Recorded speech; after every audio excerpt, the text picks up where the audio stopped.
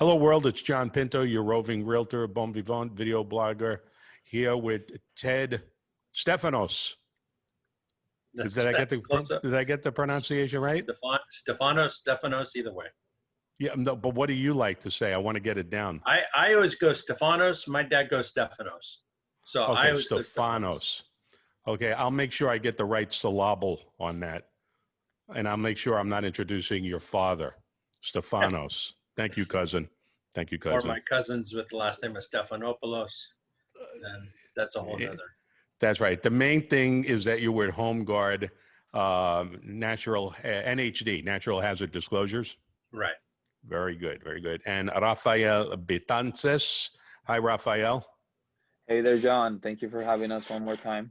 Very good. And enlighten everybody watching. What's your role at HomeGuard? I am the San Francisco North Bay Territory Manager. So if you have, any inspection needs or need to just talk about it and need any questions answered, feel free to reach out to me. Excellent. So our first topic today is liquefaction and landslide zones. Let me cue you up, Ted, on that one. First of all, with liquefaction, that's always kind of an onerous subject in my mind, where the ground could shake so fast it liquefies. That's interesting. I kind of default to the soil type on most of my listings being described as sandy loam after 40 years in the business. That appears to what is most dominant when I read any of the reports. And then, of course, with the landslide areas, after the fires, it's always exciting.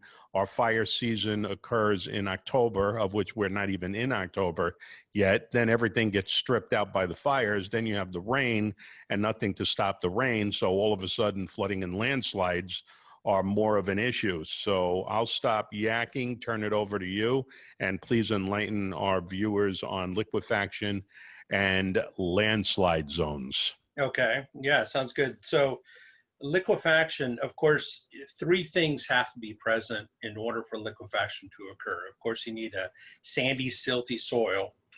And there has to be water, so very high surface groundwater or subsurface groundwater. And there has to be a seismic source. There has to be shaking. So if all three of those conditions are present, then liquefaction can occur. And the simplest way to define liquefaction is a quicksand-like effect that can take place in the soil. But you have to have, you could have sandy soil, but a very low groundwater table.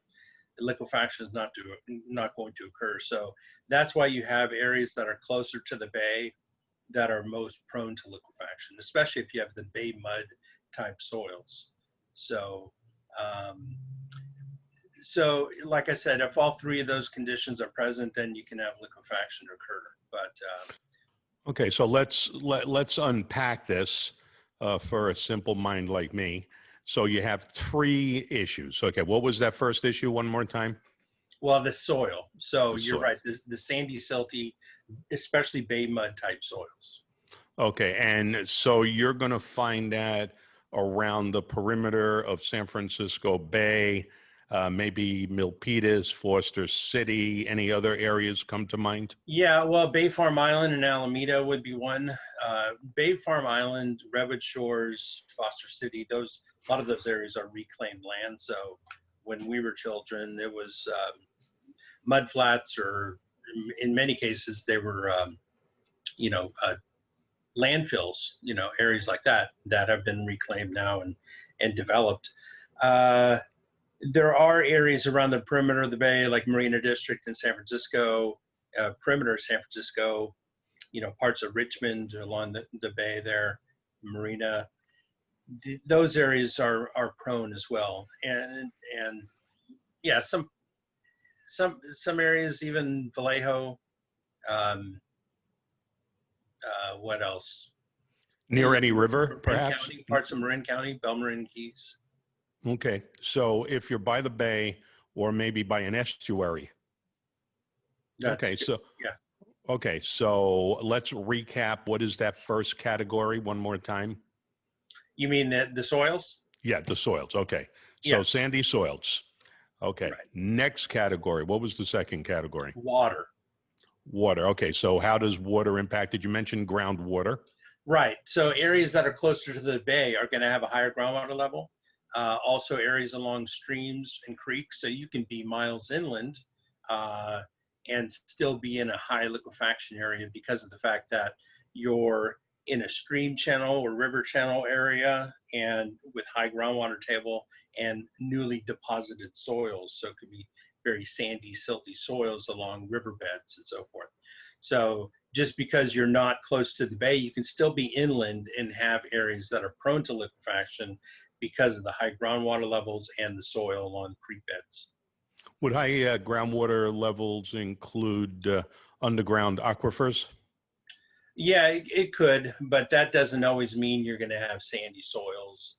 I mean, you could have bedrock, rocky type soils that are adjacent to aquifers too. So, you know, that right there, that doesn't necessarily mean you're going to have a high liquefaction potential in areas along near aquifers.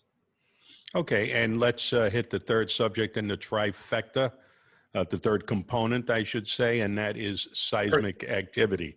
Right. So without an earthquake, you're not going to have liquefaction occur.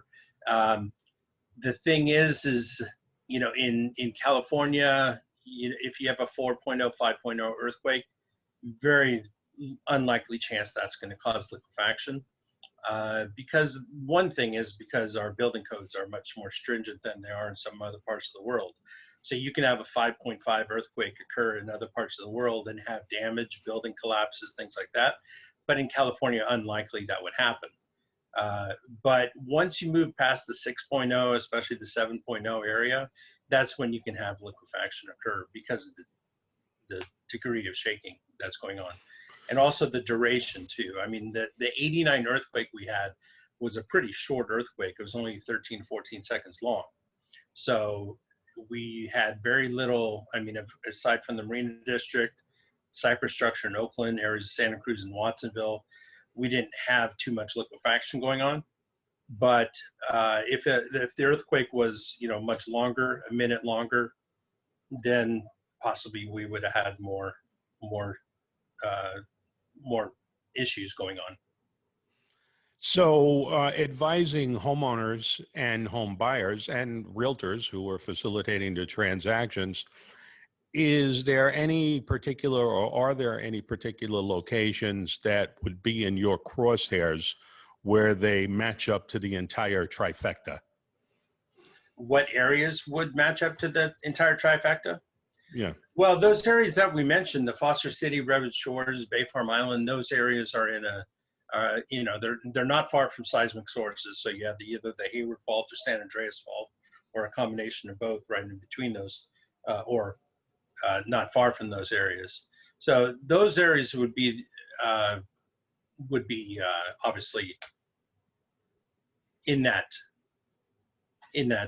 trifecta, I guess you're calling it. So, and of course the Marina District. I mean, that was literally debris from the 1906 earthquake that filled in an area in the Marina, and they built on that. And it was non-engineered or not, let's just call it unengineered fill. So it was just literally debris filled in an area and built on top. It wasn't compacted like, you know, many of the areas that have been developed, Bay Farm Island, like we talked about, those areas have been compacted fill.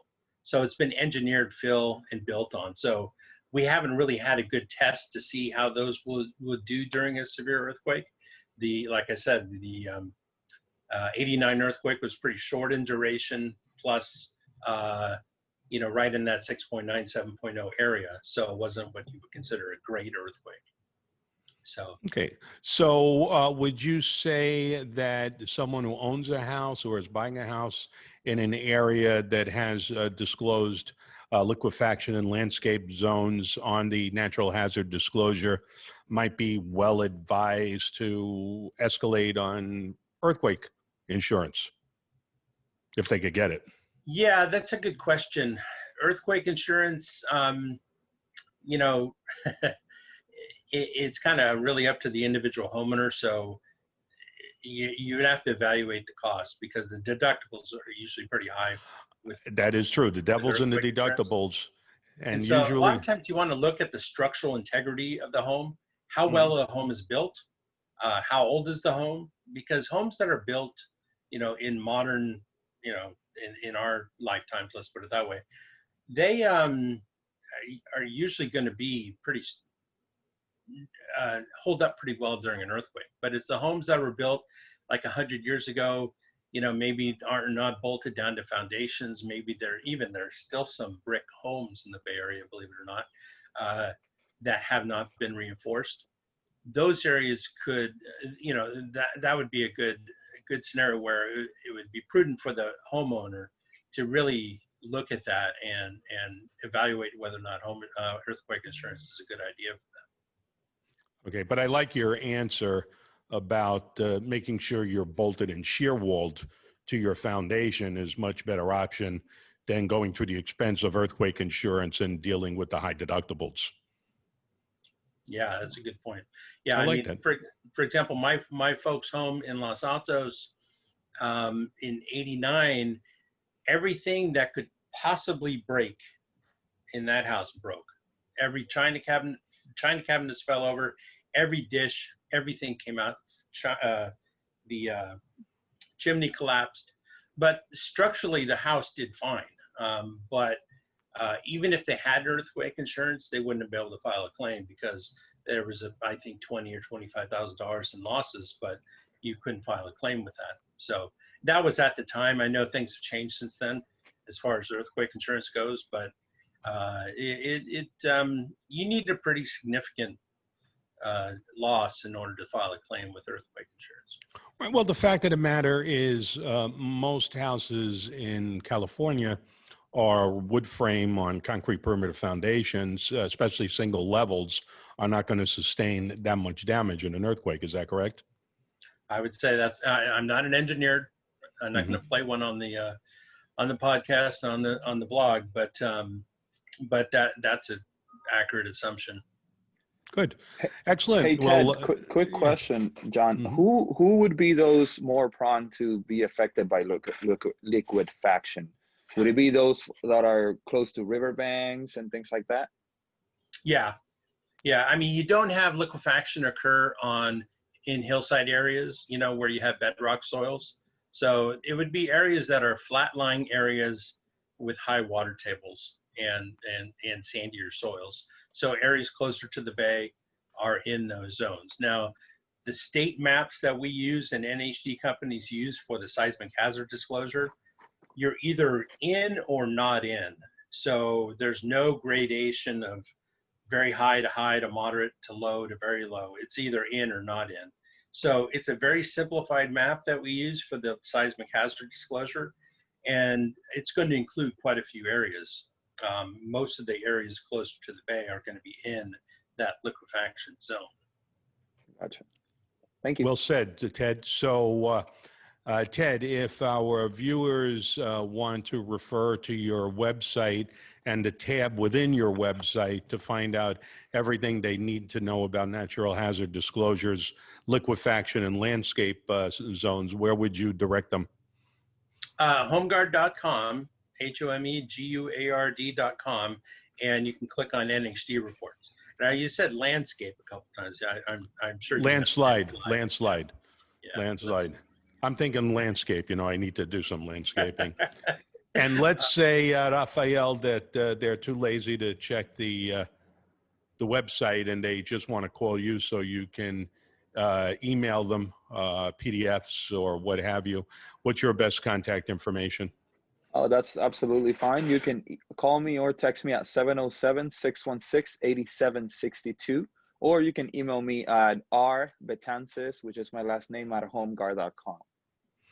Thank you, gentlemen, and thank you very much for enlightening me on liquefaction and landscape zones. We never can learn enough. I mean, I've been doing business for 47 years, and, it's always slightly confusing as to, how severe these disclosures are. So thank you, Ted, for sharing. Thank you for tuning in, and we will see you on the next video.